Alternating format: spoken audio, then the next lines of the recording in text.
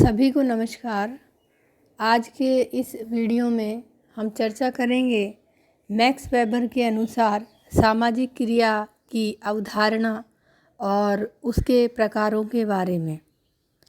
इससे पूर्व वाले वीडियो में हमने सामाजिक क्रिया की अवधारणा के बारे में चर्चा की थी और वेबर ने सामाजिक क्रिया के बारे में बताया है कि जिन कार्यों को करने में कर्ता की प्रेरणाओं पर दूसरे व्यक्तियों के दृष्टिकोण और क्रियाओं का प्रभाव पड़ता हो तथा जो कार्य दूसरे व्यक्तियों को भी प्रभावित करते हों उन्हीं को सामाजिक क्रिया कहा जा सकता है। इस प्रकार से मैक्स वेबर ने जो सामाजिक क्रिया है उसके लिए कहा कि व्यक्तिकर्ता के लिए इसका एक व्यक्तिनिष्ठ अर्थ होता है जिसमें दूसरे लोगों की क्रियाओं और मनोवृत्तियों का समावेश होता है तथा जो किसी न किसी रूप में अन्य लोगों के व्यवहारों और प्रेरणाओं से प्रभावित होती हैं। इस प्रकार मैक्स वेबर ने सामाजिक क्रिया की अवधारणा को बताया। आज हम चर्चा करेंगे सामाजिक क्रिया की जो विशेषताएं हैं या उसके जो महत्वपूर्ण तत्व हैं उनके बारे में। और इसके लिए वेबर ने बताया कि सामाजिक क्रिया की अवधारणा जो है उसका जो संदर्भ है वह सामाजिक क्रिया के अर्थ को स्पष्ट इसलिए किया क्योंकि इसे दूसरी तरह के मानवीय व्यवहारों से पृथक किया जा सकता है। जो वेबर ने इसकी विशेषताएं बताई हैं उनमें सबसे पहली है सामाजिक क्रिया अर्थपूर्ण होती है। इस विशेषता को स्पष्ट करते हुए वेबर ने लिखा कि किसी भी क्रिया अथवा घटना के दो अर्थ हो सकते हैं। पहला अर्थ जो है उसे वेबर ने औसत अर्थ कहा है और दूसरे अर्थ को उन्होंने विशुद्ध अर्थ कहा है। दूसरे व्यक्तियों के किसी व्यवहार को सामान्य रूप में देखकर यदि हम एक प्रतिक्रिया के रूप में उसका अनुसरण करने लगें तो यह क्रिया का औसत अर्थ होता है। जैसे मान लीजिए भागती हुई भीड़ को देखकर स्वयं भी भागने लगें तो यह एक ऐसा व्यवहार है जो विशेष क्रिया के औसत अर्थ को स्पष्ट करता है। औसत अर्थ के आधार पर किए जाने वाले व्यवहार को सामाजिक क्रिया नहीं कहा जा सकता। क्रिया का विशुद्ध अर्थ वह है जिसमें कर्ता एक विशेष परिस्थिति को पूरी तरह से समझकर तर्कपूर्ण ढंग से दूसरे लोगों द्वारा किए जाने वाले व्यवहार का एक विशेष अर्थ निकाल कर कोई क्रिया करता है। इसी को स्पष्ट करते हुए वेबर ने बताया कि किसी कर्ता द्वारा अपनी कुछ विशेष क्रियाओं की व्याख्या के लिए तार्किक आधार पर जो कारण स्थापित किए जाते हैं वे ही क्रिया के वास्तविक अर्थ को स्पष्ट करते हैं। इस प्रकार यह स्पष्ट होता है कि केवल उसी क्रिया को अर्थपूर्ण क्रिया कहा जा सकता है जो दूसरे लोगों के व्यवहारों को एक विशेष परिस्थिति में तर्कपूर्ण ढंग से समझकर की जाए, जिसका क्रिया करने वाले व्यक्ति अथवा कर्ता के लिए एक विशेष अर्थ हो और जिसके परिणाम के प्रति कर्ता पूरी तरह जागरूक हो। इस प्रकार वेबर ने सामाजिक क्रिया को अर्थपूर्ण बताया है। दूसरी इसकी जो विशेषता बताई है वह है सामाजिक क्रिया एक बाह्य क्रिया है। यद्यपि प्रत्येक बाह्य क्रिया को सामाजिक क्रिया नहीं कहा जा सकता। इसे स्पष्ट करते हुए वेबर का कथन है कि सामाजिक क्रियाओं का संबंध आंतरिक मनोवृत्तियों से न होकर व्यक्ति की बाह्य क्रियाओं से होता है। इसके बाद भी व्यक्ति द्वारा की जाने वाली ऐसी बाह्य क्रियाएं जिनका कोई निश्चित अर्थ नहीं होता अथवा जो जड़ पदार्थों से प्रभावित हों, उन्हें सामाजिक क्रिया नहीं कहा जा सकता। इसका उदाहरण जो है वह जैसे मान लीजिए, यदि एक लंबे कद का व्यक्ति किसी छोटे दरवाजे से निकलने के लिए अपने सिर को झुकाकर चलता है, तो इस व्यवहार का संबंध एक जड़ पदार्थ से होने के कारण इसे सामाजिक क्रिया नहीं कहा जाएगा।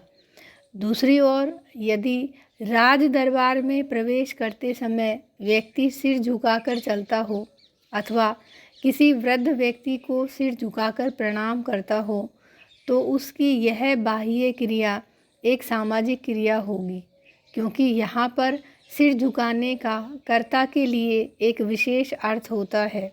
इसका तात्पर्य है कि केवल अर्थपूर्ण बाह्य क्रियाओं को ही सामाजिक क्रियाएं कहा जा सकता है।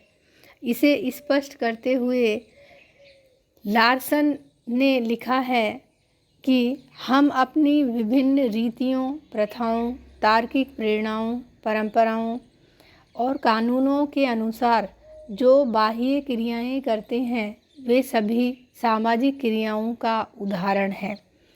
अर्थात जो भी क्रिया व्यक्ति के स्वयं के द्वारा संपन्न की जाती है, उन क्रियाओं में अगर समाज या अन्य व्यक्ति उस व्यक्ति की उस क्रिया को रेस्पॉन्स दे रहे हैं, तो उसे आप सामाजिक क्रिया मान सकते हैं। तीसरा है, सामाजिक क्रिया कर्ता के अतीत, वर्तमान या भविष्य के व्यवहारों से प्रभावित हो सकती है। इसका तात्पर्य है कि सामाजिक क्रिया का संबंध केवल वर्तमान परिस्थितियों या प्रेरणाओं से ही नहीं होता, बल्कि यह अतीत और भविष्य की दशाओं से भी प्रभावित हो सकती हैं। उदाहरण के लिए, यदि कोई व्यक्ति अतीत में हुए पारिवारिक संघर्ष का बदला लेने के लिए किसी व्यक्ति पर आक्रमण करता है, तो इस क्रिया में अतीत के एक विशेष अर्थ, अनुभव और भावी परिणाम के प्रति जागरूकता होने के कारण इसे एक सामाजिक क्रिया कहा जाएगा।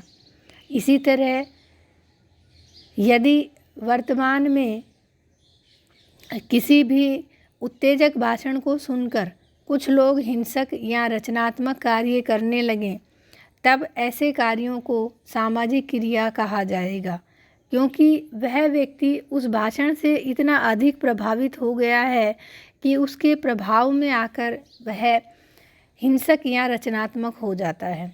यदि कोई व्यक्ति बच्चों के भविष्य को ध्यान में रखते हुए उनके समाजीकरण और प्रशिक्षण के लिए अर्थपूर्ण ढंग से कुछ क्रियाएं करता है, तो ऐसी क्रियाएं भी सामाजिक क्रियाएं होंगी।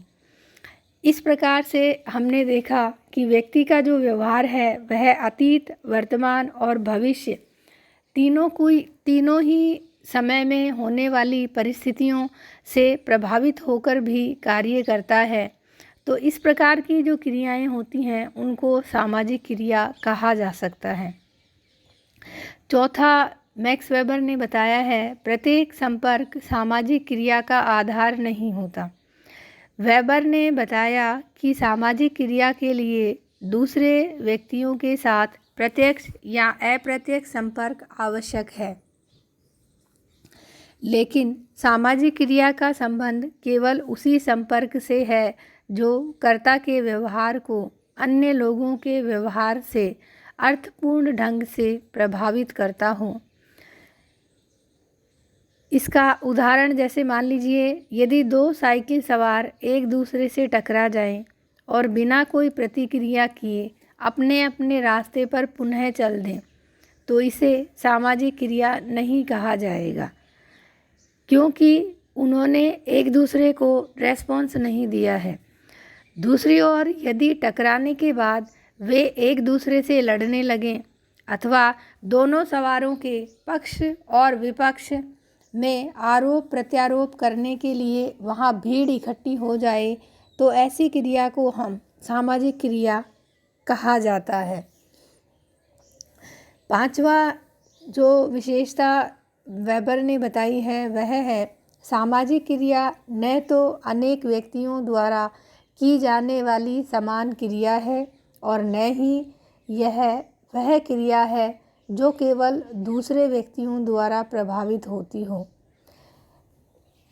उदाहरण के लिए, वर्षा होने पर जब बहुत से लोग सड़क पर छाता खोलकर चलने लगते हैं तब उनके इस व्यवहार में समानता तो होती है, लेकिन इसे हम सामाजिक क्रिया नहीं कह सकते, क्योंकि छाता खोलकर चलने का व्यवहार दूसरे लोगों के व्यवहार से प्रभावित नहीं होता, बल्कि वह व्यक्ति स्वयं को वर्षा से भीगने से बचाने के लिए छाता खोलता है। वेबर का कथन है कि मनुष्य की कुछ क्रियाएं ऐसी हो सकती हैं जो दूसरे लोगों द्वारा प्रभावित होने के बाद भी अर्थपूर्ण नहीं होती।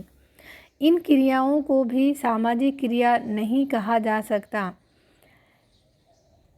आगे उन्होंने उदाहरण दिया है, यदि हम किसी व्यक्ति को एक पेड़ के नीचे फूल चढ़ाते हुए देखकर उसके अर्थ को समझे बिना स्वयं भी केवल अनुकरण के रूप में पेड़ के नीचे फूल चढ़ाना आरंभ कर दें तो इसे हम सामाजिक क्रिया नहीं कहेंगे। दूसरी ओर, जब हम सुबह एक प्रशिक्षक की क्रियाओं का अनुकरण करके व्यायाम करना सीखते हैं तब यह एक सामाजिक क्रिया होगी, क्योंकि ऐसे व्यायाम का हमारे लिए एक विशेष अर्थ होता है और उससे व्यायाम करने की प्रेरणा मिलती है। इस प्रकार वेबर ने समझाया कि अनेक जो समान क्रियाएं हैं उन क्रियाओं को हम सामाजिक क्रिया नहीं कहते हैं। बारिश से बचने के लिए हमने छाता खोला, यह सामाजिक क्रिया नहीं है, लेकिन अगर साथ में चलते हुए अन्य किसी व्यक्ति को हम उस छाते में लेते हैं बारिश से बचाने के लिए, उसकी हम सहायता करते हैं, उसको हम सहयोग देते हैं कि आप बारिश में भीग जाएंगे, छाते के नीचे आ जाइए, हमारा मित्र जो हमारे साथ चल रहा है, तो उसे हम सामाजिक क्रिया कह सकते हैं। इसी तरीके से अगर हम व्यायाम करना सीख रहे हैं शिक्षक से तो उसे भी वेबर ने सामाजिक क्रिया बताया है।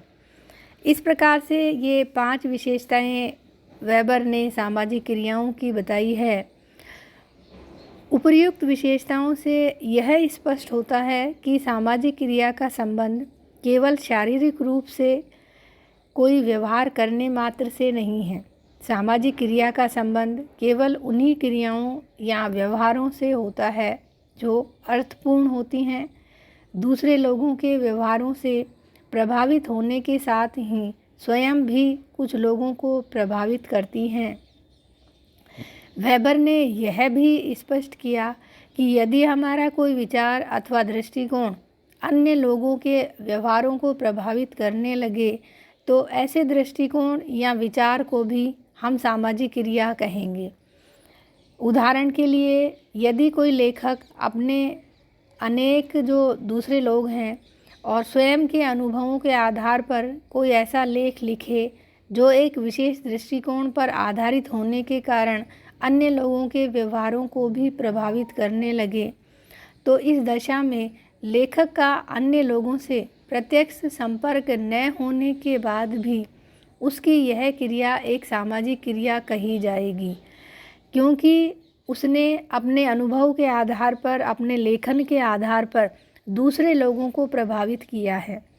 स्पष्ट है कि सामाजिक क्रिया की सबसे मुख्य कसौटी अर्थपूर्ण ढंग से दूसरों के व्यवहारों से प्रभावित होकर कोई ऐसा कार्य करना है जो कुछ अन्य लोगों को भी प्रभावित कर सके। अर्थात हम यह कह सकते हैं कि ऐसा कोई भी कार्य जिसका समाज पर प्रभाव पड़े और समाज उसका रेस्पॉन्स दे, इस प्रकार के कार्यों को हम सामाजिक क्रिया कह सकते हैं। आज के वीडियो में बस इतना ही। धन्यवाद।